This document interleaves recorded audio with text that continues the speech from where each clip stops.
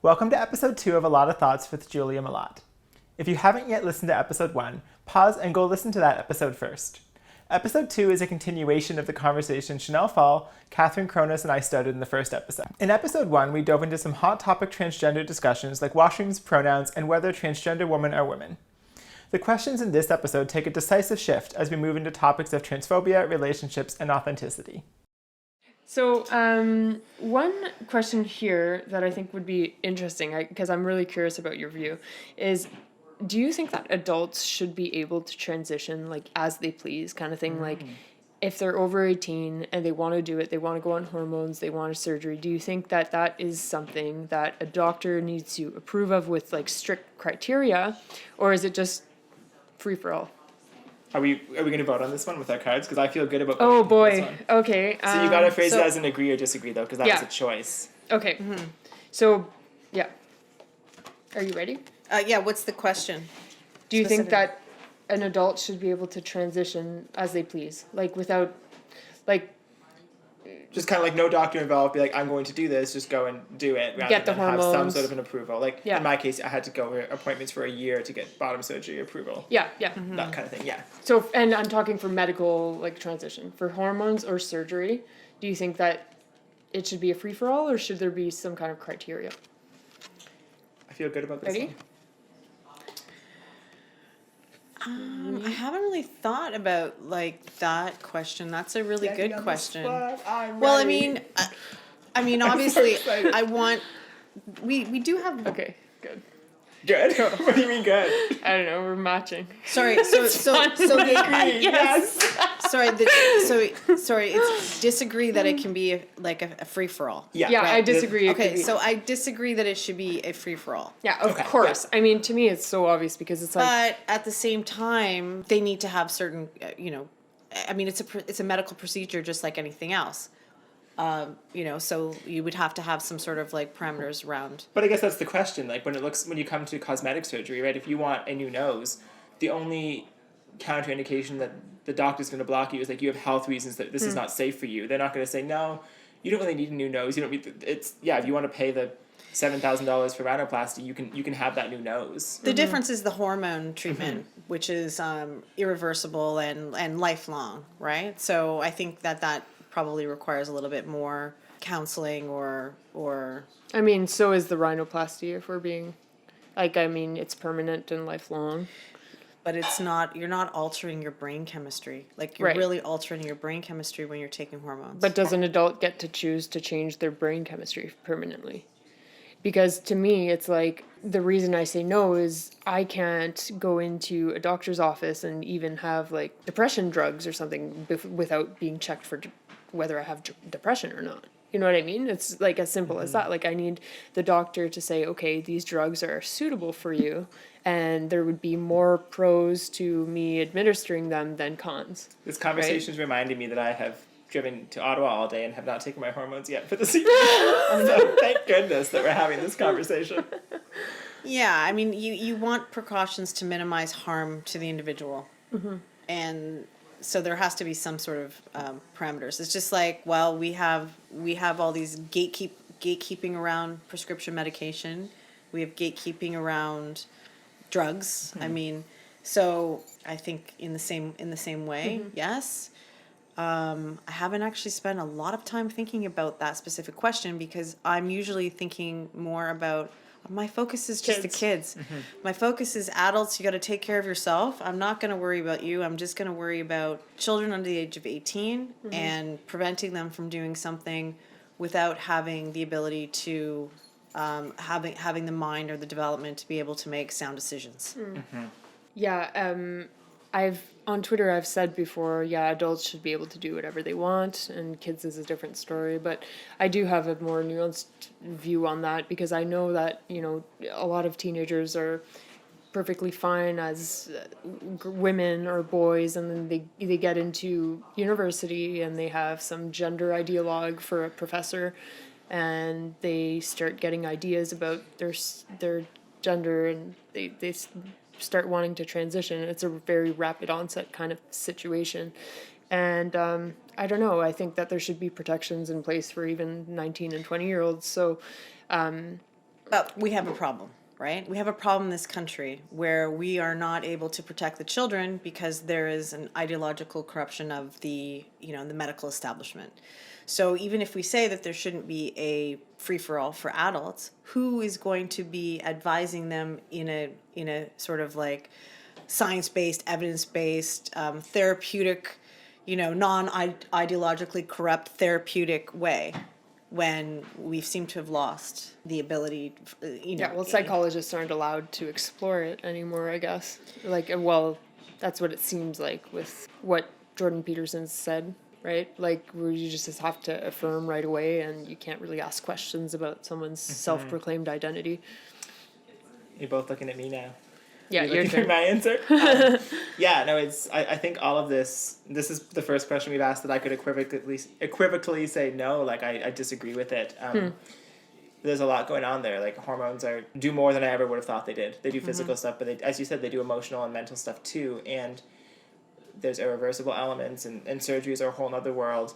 But even more than that, for me, I think that it's important to recognize that there are people who transition for different reasons, and if you look at an older generation of people who transitioned, it was pretty much exclusively surrounding dysphoria.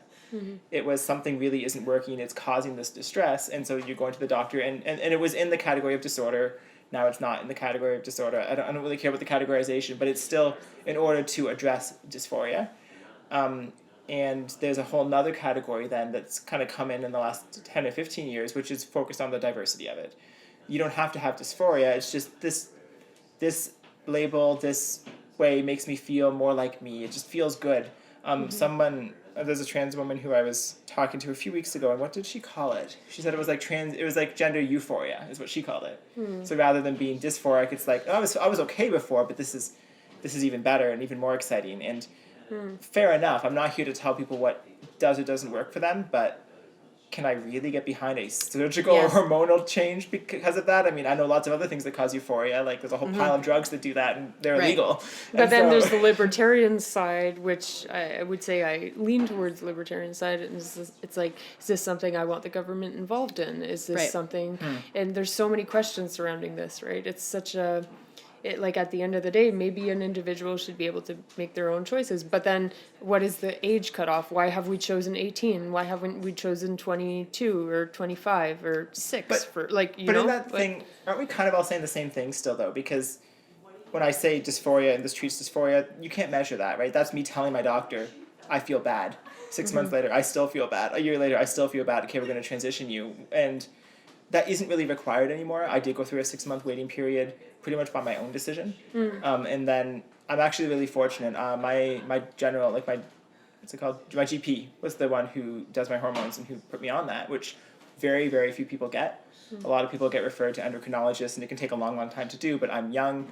Well, I was young. I don't feel young anymore. But I'm young, and I don't have any real counterindicators and concerns that he had. And there are guidelines. It's like, yeah, this is what you're going to put them on, and we're going to ramp up the hormones this way. And so we just did it. And in order to do that, I signed a whole bunch of liability forms, though, too. Because if Shareborn Health puts out guidelines that Ontario follows, it's like, so I basically signed away all these risks because my doctor said, like, I know what I need to know about the drugs, but there are questions here. And for me, that worked. I don't really have any regrets about that, but that's because I'm a cautious person. I took that waiting period up front, and I felt this way since I was 4. And so by the time I was 28 and started doing it, I'm kind of like, I know this isn't going away. This isn't something that came up in the last 6 months. But when someone tells me, I have another friend who, I told them in 2013 how I felt about my gender, and they had no dysphoria. They're the same age as me.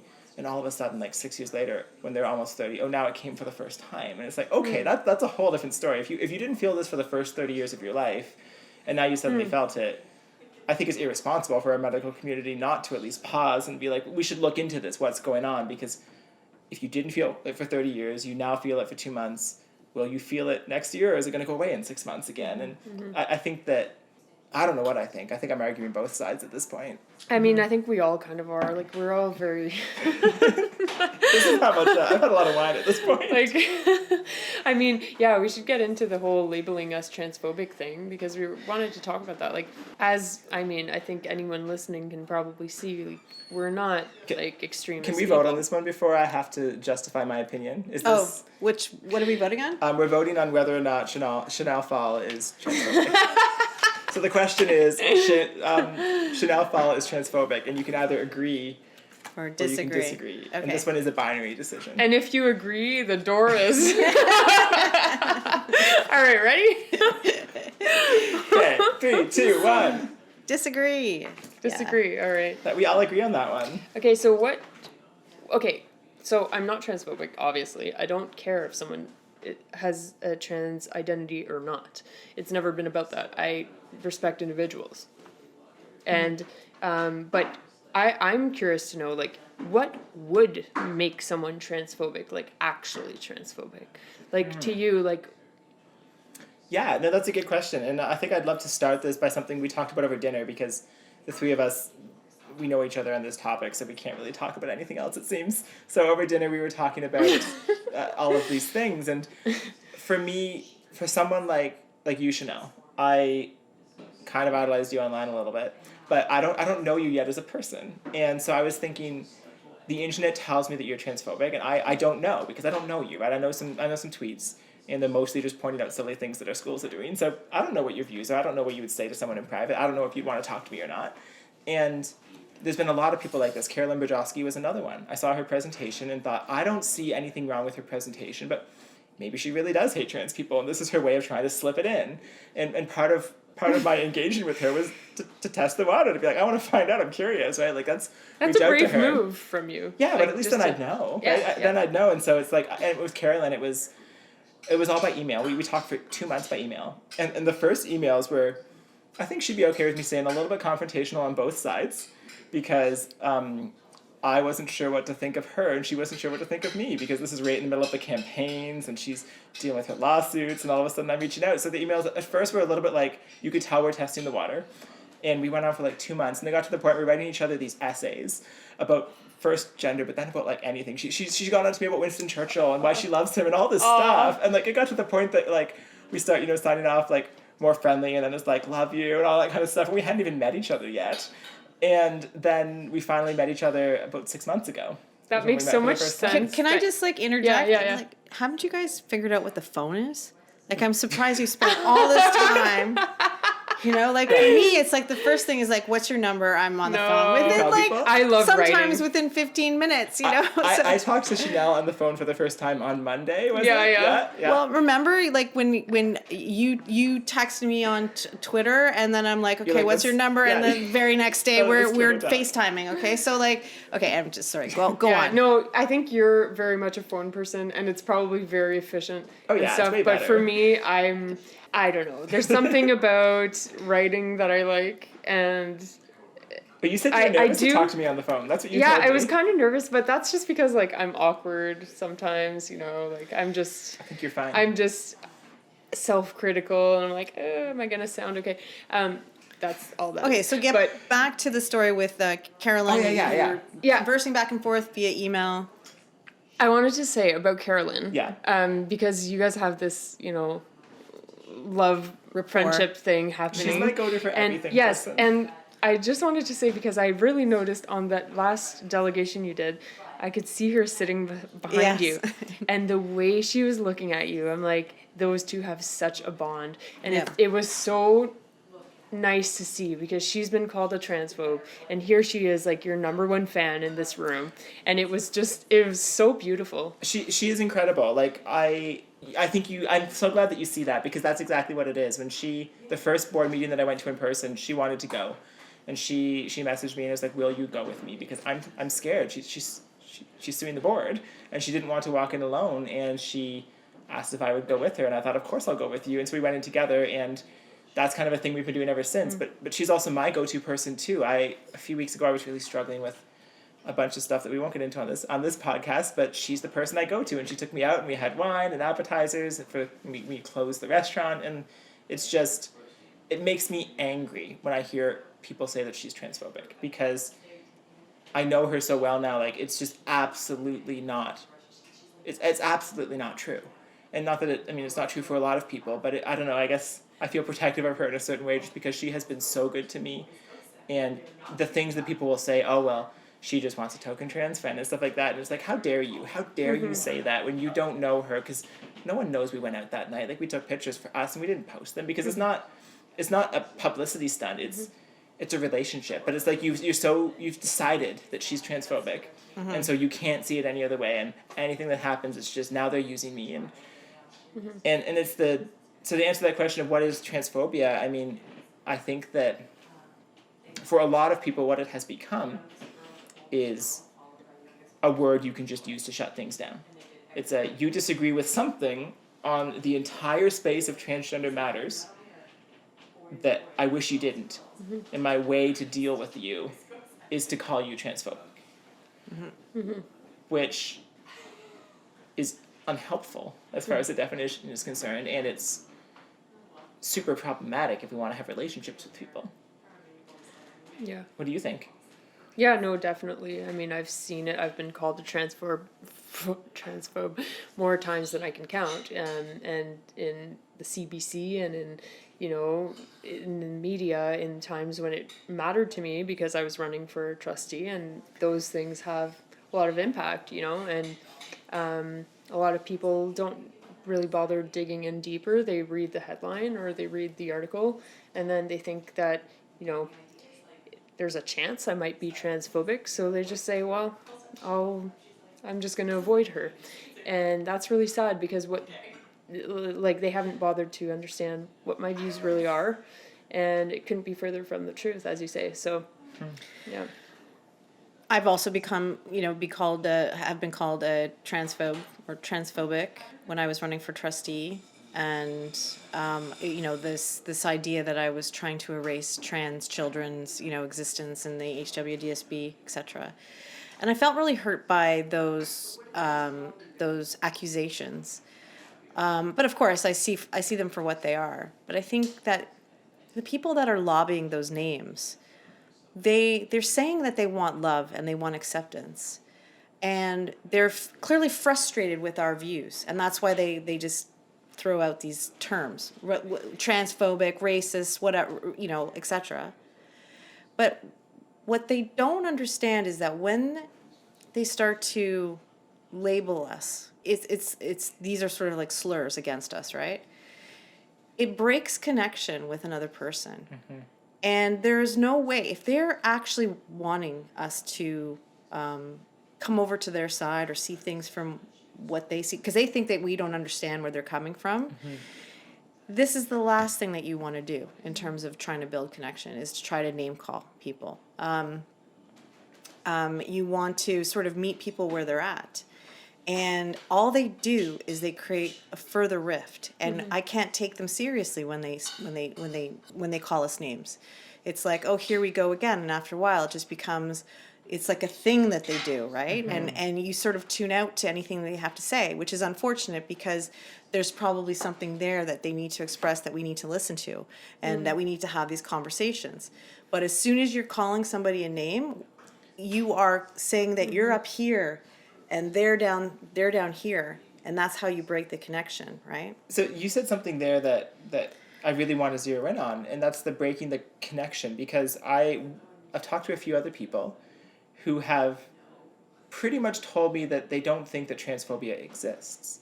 And when I've taken a dive into that with them, it's because they've been called it so much. This is people like you two who've been called it so much, and you know that you're not. But then for them, they've kind of taken it therefore it's not a real thing. It's just something that gets thrown at people like me. And I struggle with that because I'm like, no, there are people who actually hate me. They do exist. I don't think you're that. I don't think you're that, but they do exist. And I'm curious to know what you two think about that. Yes, it's a problem because there are, I have fortunately, I haven't been witness to too much of it. And that I found very interesting, again, when I was running for school board trustee and I was doing a lot of door knocking and I was meeting with people in the riding. I didn't see any evidence of it. Most people were just like, we just want to be accepting of all people. and certainly just very concerned about certain teachings that are happening in school systems. But I have seen it, and you know, what does it mean to be transphobic, or what does it mean to have hate for somebody? It's a feeling of contempt, right? It's a disdain. It's a judgment, right? And basically, you know, what it is saying like, I think that I'm better than you, and I don't. It's not just I don't agree with you. It's that I don't think that you should be or do or have those views or whatever. And it's that feeling of contempt, which is very different. Like, I don't have that contempt. I'm like just feeling, I wouldn't say neutral, but I'm just like, I do feel like I'm accepting of all people, and the way that they want to live their life or present in the world. Sorry. Can I ask you a clarifying Yeah. question on that? Sorry, do you want to say something first? Well, I was just going to say that I think at the end of the day, we're all, like, I won't say all, because I can hear Jordan Peterson saying, no, but 3% of people are fucked in the head. Okay, but I think most people are well-intentioned. Yes. And we're trying to build a better world. And we have different visions, and they're clashing hardcore. But I just wanted to add one point, which was there was a story on Rebel News, I think it was yesterday or the day before, a flight attendant, a transgender flight attendant, just committed suicide. And people like to think that Rebel News is very far-right, bigoted Nazis, right? Transphobic people. And you read the comments on there, and you'd be really surprised. I challenge anyone, if you think that Rebel News is really, full of hateful people, go see the comments on there, because it's all people who are like, wow, I feel really bad for this individual, because they don't care if they're trans or not. That's the whole point. They don't care about the labels. They're like, they feel for another individual. Yeah, the people who are truly transphobic and hateful are the ones who say, good, thankfully one of them is out there. Right. This is great. Like that. Exactly. Those are the people who, they do exist, but they're there's such a small minority of people. I really feel that they are a small minority of people. But you do say something important, because there is a point where you start to say, oh, here we go again, another transphobic comment, another whatever, and you start to sort of like stop taking those concerns seriously. I had a conversation with my daughter recently, and she was talking about how she was looking at YouTube videos and seeing some comments online that were clear, transphobia. And in my back of my head, I was very cynical. Oh, transphobia, really? Oh, here we go again. But then when I actually took a look at those comments, there was severely like what you would call hateful or transphobic comments, and I was really quite appalled to see it, because obviously I don't really spend much time in those sort of spaces, right? So I can point you towards them on my Twitter feed if you like. They come. They exist. No, I do see the stuff that you're getting, but but these kind of comments are sort of outside of the political. Like, I mean, there's Twitter, it's the political stuff, and we're fighting and sparring in that space. These are comments outside of it. There are other ones I can point you towards. Yeah. I don't collect them. I don't want to say I have a collection, like I ruminate on them, but there's stuff out there. Like, it does come, but same thing. It's like 2% of the comments I get fall into that category. 98% of them don't. So I'm gonna take it for what it is. Right. Like, I think that what is really transphobic, and trying to, I'm not doing a really good job of it tonight, but trying to explain like what that connection is. What is hate? Like, I think you did a really good Yeah, job. I think you did. The only thing I would ask to kind of help clarify is, like you said before, the inverse. Why do you not think that you are transphobic towards me? I know why I think you're not, but why do you think you're not? Because I don't have any contempt for you. I don't have any. That's such an interesting question. I feel at ease with who you are. Like, you don't have any. I don't have any fear about who you are. You don't present any threats to me personally, as an individual. To be honest, I'm just kind of feeling that I'm accepting of most people. I've come around to sort of be very learn how to be non-judgmental as best as I can. And I mean, I was brought up that way. Like my parents brought me up that way. My mother specifically. So it's been something I've been practicing my whole life. And I don't do it perfectly. And of course I judge people, but the truth is I was really raised to not judge people based on their group identity, let's say. And in fact, it was sort of really instilled in me from a very young age to treat people as individuals and see people as they really are. And so, yeah, the idea of hating somebody based on their group membership is kind of foreign to me. I feel that, it took me a while to get used to being called names, and it doesn't really affect me. If anything, what does affect me is the fact that the name calling is obscuring the real problems that we need to get at, and there's real concerns, real harms, and I hate to use that word because the left is always throwing out everything is so harmful, but no, there's real stuff that we need to get to the bottom of. And these sort of I see these comments online. Everybody's like a racist, misogynist, homophobe, transphobic, and it's meaningless after a while. So Yeah, that's really well said. I'm sorry, And it is meaningless, especially when they're calling everybody a gay person a homophobe, and they've probably called you transphobic, have they? I'm not sure. I'm trying to think back to a lot of the comments that I get, and I think right now I'm more at the phase of I am associating with people who are transphobic, like you two. Yeah. And they're not calling me transphobic yet, but it's very concerning that I would talk to someone who clearly is transphobic is kind of what I'm getting. Which is also funny, because even if I did think that you were transphobic, I'd still talk to you. And if they want less transphobia, don't they want to build bridges? Like, why are they trying to burn every bridge to a person who could be convinced, who could have a good relationship with you and then change their mind, who could see things differently if they were to have a conversation? It's like that, who's that guy, is it like Daryl Davis? Yes, he's amazing. Like, what a hero. He went and talked to like KKK members, and he's a black man, and he, instead of having these ideas about the people before and just saying, oh well, they're hateful, I'm just gonna hate them back and whatever, or be afraid of them and not want to associate with them. Instead, he's like meeting them where they're at, and he's putting himself in a very vulnerable position, which is like going to have conversations with people. And over time, I think it was, and I might be wrong on the numbers, but I think he's been managed to get at least 200 people that were part of the KKK out of the KKK, recognizing they could have a friendship with a black man, and all of a sudden their world view is shifted in a dramatic way. More powerful. It is meeting people with love and acceptance, as opposed to meeting them with, the name callers are the real haters, right?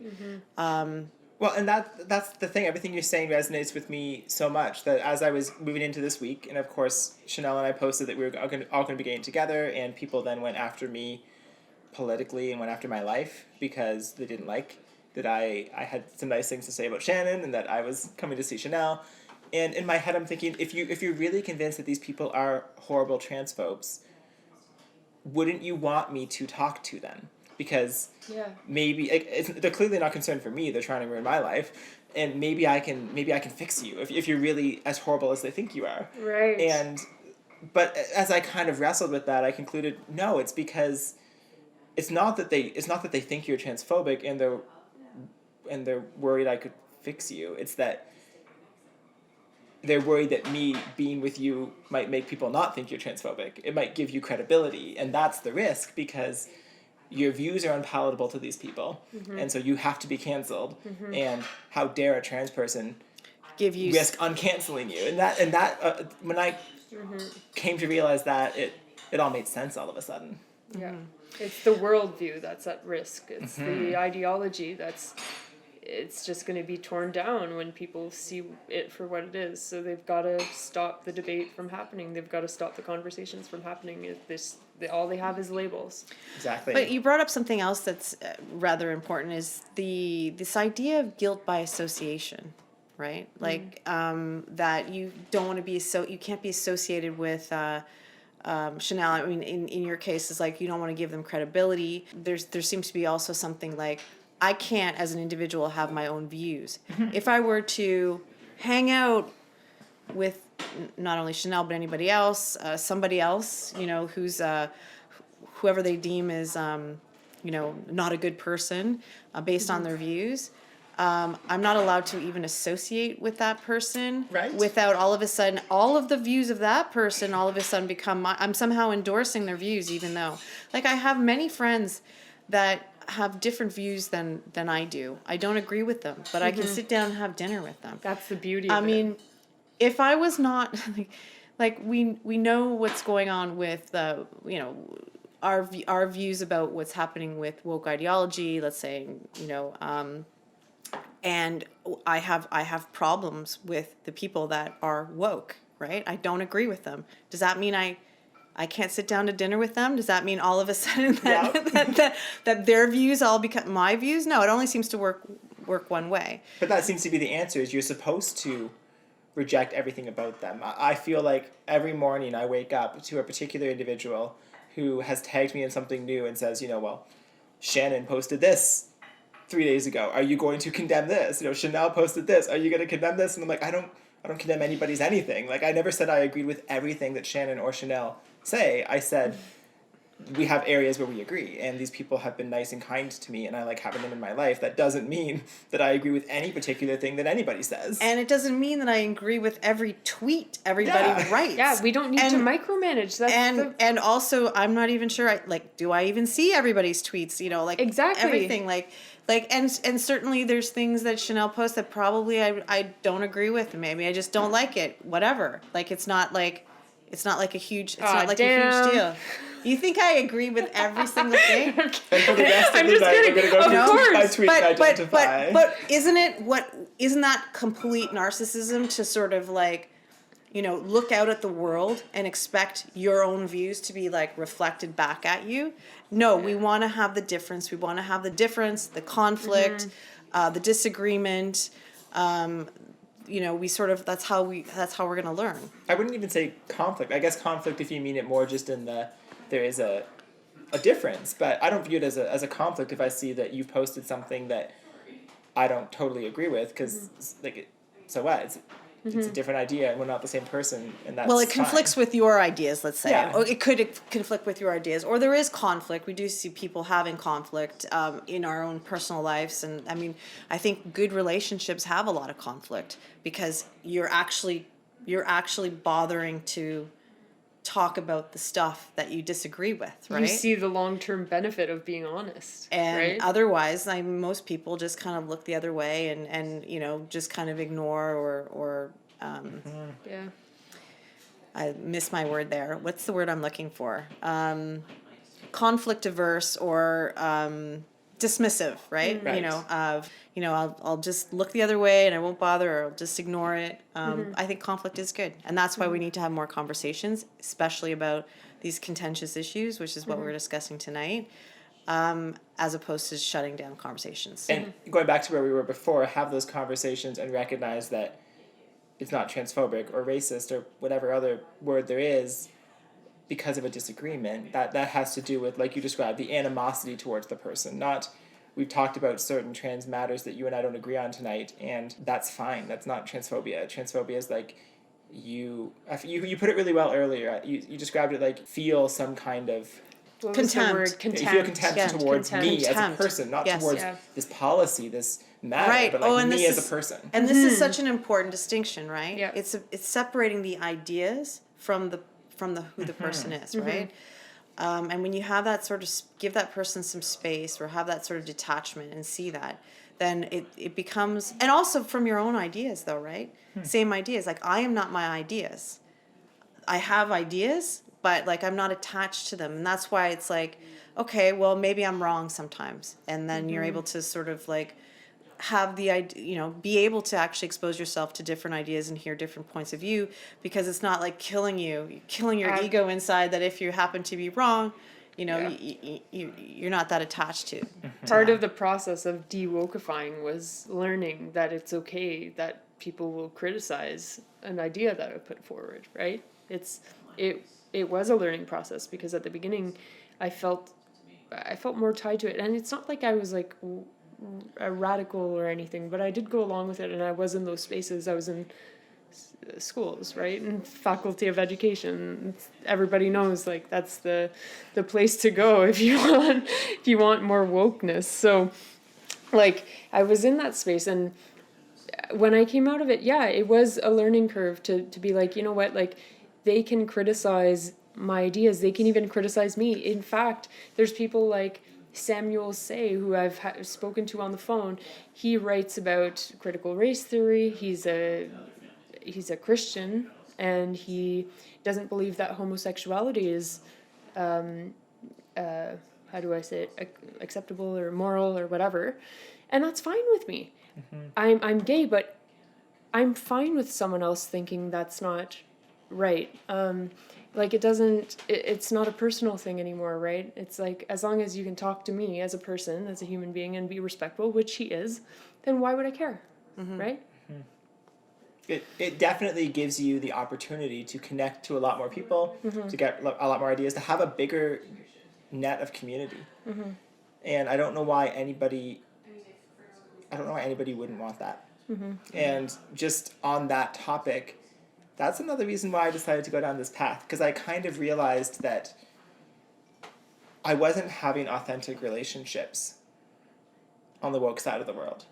Because, they're all accepting, but that doesn't mean that they are comfortable with me and what I am and what I'm doing. It just means they're never going to say anything about it, because they're going to be accepting. Well, they're people pleasing and being nice, as opposed to being authentic. Exactly, and I'd much rather have a conversation like this where you tell me, I'm not really comfortable with using the women's washroom because look at that authenticity you and I just had there. Like, that's how you build a connection with somebody, not being like, I support you 100% when really they don't, but they have to say that. And I kind of realized, I can't have real relationships with people because they have this narrative shoved down their throat that they have to adopt. And as I went on this journey to start to connect with people then on the opposite of woke side, I realized, this is so interesting, because now there's authenticity here, and now we can really dive into this stuff, because they're not scared. They're not scared to say what a lot of people feel, but won't say. So important. It's so true. Like, you can actually be yourself. You can actually retweet someone without checking out their profile first and making sure, did they like anything I'm not going to like? No, I don't even look at someone's profile. I like their tweet. Good. If I see I liked Jagmeet Singh's tweet the other day. He had a good tweet. I'm not scared that my conservative, I'm not even conservative really, but I'm not really scared that my friends are going to be like, you liked a tweet from Jagmeet Singh. No, if anything, they want us to build those relationships. They see the value in having a society that's united, and that's the beauty of it. It's like, man, just, if we could only get more people to see that, like, we're not hateful, right? We all want the same things. We want an inclusive society. We just have different ways visions. about going about it, And I think, though, with the woke situation, it's really is they're very, very judgy people. And that comes from a place of self-judgment, ultimately.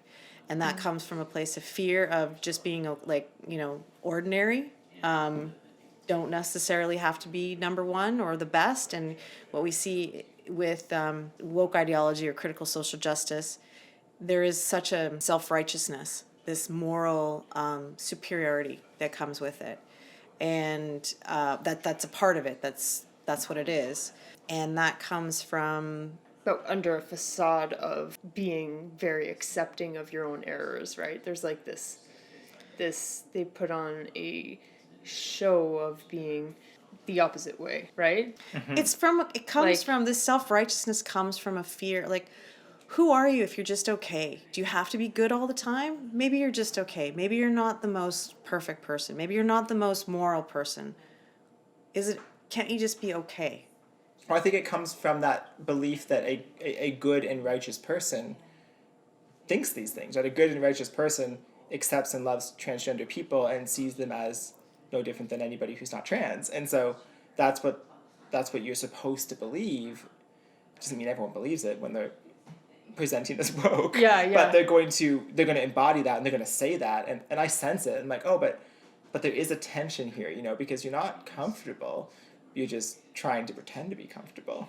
Mm-hmm. But we can't talk about that because you won't talk about the discomfort, because then you would be transphobic, and you're not transphobic, and it's just it's weird. It's really weird. But it comes from this neediness, this neediness to be seen as good, as moral, and I think that's really the source of it, and that neediness comes from a fear, right? Sorry, I have no more to say on that at the moment. I'm starting to feel a little tired. I mean, we could go late. forever. Are there any other questions we need to cover, or should we wrap it up here so we can? Yeah, maybe we should wrap it up. I think we should wrap it. Yeah. I'm feeling like it's kind of weird. Like I feel some things that I articulate well, and then other things I'm thinking, I just don't like the way I was going with that. Maybe I'm too harsh on the woke there. Maybe I should lay That's off okay. You can ponder that next week. Yeah.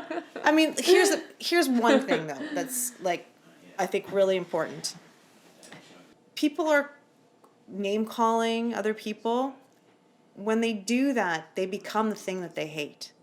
And I see that with this ideology, there's a lot of narcissism. And again, that's coming from needing to be special, needing to feel better than. But the solution is not to call them out as narcissists, because as soon as you call somebody else out as narcissist, you are the narcissist, because you all of a sudden you're putting yourself in this superior position, looking down and judging them, right? I think it's reasonable and okay to point out things like narcissism so that we know what it is. But I think it's also really important to see it in yourself and try not to see it in the other people. In other words, try to see the good in other people. I relate to that because I was so narcissistic before I transitioned. And I think that was because I had this shame bubble of what I wasn't talking about. And I was so ashamed of my feelings about gender dysphoria that I couldn't even write it down in journals. I would be writing and then I'd stop and be like, oh, I can't type it. And so I was so narcissistic and I didn't see it. But my ex-wife's counselor saw it. And how do you define narcissistic? In that sense? Like deeply focused on myself, creating everything to make me feel good, to make sure I felt grand, because I had to compensate almost, right? I had this, I'm really shameful, right? Like you would not like me if you knew that I was gender dysphoric. And so I need to be awesome so that you will like me. And then you present and everything becomes very not Chantal. I always call you Chantal because my best friend's name is Chantal. So Chanel but must like me. That was a microaggression. Was it? It was a micro insult. Okay. But yeah, so my ex-wife's counselor, she identified me as narcissistic without meeting me, just because she's a counselor and she hears all these things that my ex-wife's saying about her husband, and she's like, this sounds like a narcissistic situation. And of course my ex-wife tells me this, and they're like, how dare she say these things about me? I'm not all these things. And then 6 months later, my life falls apart because of where I drove myself. And as I was recovering in the years afterwards, I started to read books about narcissism. And it's funny because they're never written for a narcissist, right? They're always written for people who live with narcissists, because narcissists don't want to themselves, right? And so I'm reading this, but I'm reading it for myself. I'm like, yeah, I did that. Or, oh, yeah, I still do that. Like, oh, and then, it was almost like I was at a place I was so broke and I had no pride left. So I'm like, yeah, I'm doing these things. And I was able to work through that. And it's so weird to me to picture that, because I see you now and I see you just as fully the opposite of a narcissist, and I'm like, now I'm wondering, is there something I'm not seeing? That's how dark I go. You become aware. Yeah. One of the definitions that I like of narcissism, the one that has resonated with me, is Brene Brown, and she says that narcissism is the shame-based fear of being ordinary. So it's whenever you're trying to elevate yourself, seeking status, and that could be seeking status from victimhood, but also seeking status grandiose sort of things. And just like you were saying you're always looking for things to make you feel good. You needed people to like you because that somehow gave you this status that was bringing you up, right? But at the end of the day, we're all right here, right? There is no, it's an illusion. It's a delusion to think that you can be better than other people, or that you're more worthy of love than somebody else or whatever, right? And so, but just getting back to this narcissism, I see it all the time, where people are calling out other people as narcissists, right? It's Not very common. realizing. But as soon as you do that, you're right in that oppressor dichotomy that we're trying to escape, right? So it's like I said, like you want to find everybody, like narcissism is something that we are all capable of experiencing. It's a mindset that we go into when we are experiencing fear or we're not able to cope with whatever situation, right? And so we all have it. So we have to sort of like pay attention to when it's happening, or when we're experiencing the feelings of fear that make us need to try to be better than, or not be okay with just being okay, and trying to see the other people around us as just being okay, and not trying to pull them down and point them as a narcissist, a racist, a misogynist, a transphobe, whatever it is, because any of those terms is all about just putting yourself up here and trying to put the other person down. And I mean, if you spend all day on Twitter calling people names, like, it's not just can you really? I mean, at night when you go to bed, like, do you not realize that you're kind of that jerk? Like, I mean, like, at least focus on your own actions. Like, if you're nice to everyone in your life and then you notice someone else having, well, I don't want to say nice, it's probably not a quality to be nice to everyone at all times, right? But you know, if you treat everyone the way that is respectful, and then you notice some people who are failing in their moral, you know, duties or whatever, then okay, fine. But until you've looked at your own behavior, like, maybe you shouldn't judge other people, you know? Like, look at your own Twitter feed. Have you called someone transphobic today? Like, did they deserve that label? Maybe not. Maybe you should wonder about that yourself. Maybe you should get off Twitter for a while. I mean, there is something to that, by the way. Like, when I was off Twitter is when I woke up and started thinking about politics differently. And I've talked to a lot of people who had the same experience. I was off Twitter. I was off all social media, in fact, for an extended period of time that summer.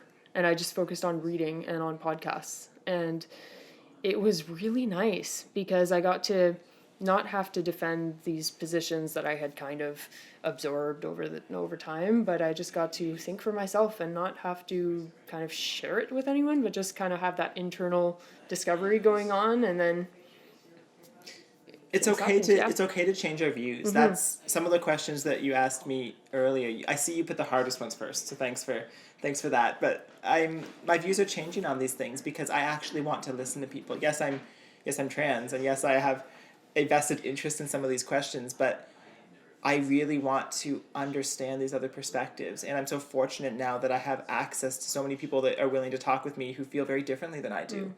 And that's just good for me. Like, selfishly, I can learn so much by hearing people who have very different views about washrooms or transition or all of this stuff.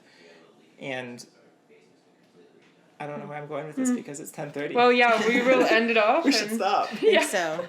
Well, thank you so much for having us here tonight. This has been fun. Yeah. I hope this is not the last time we do this.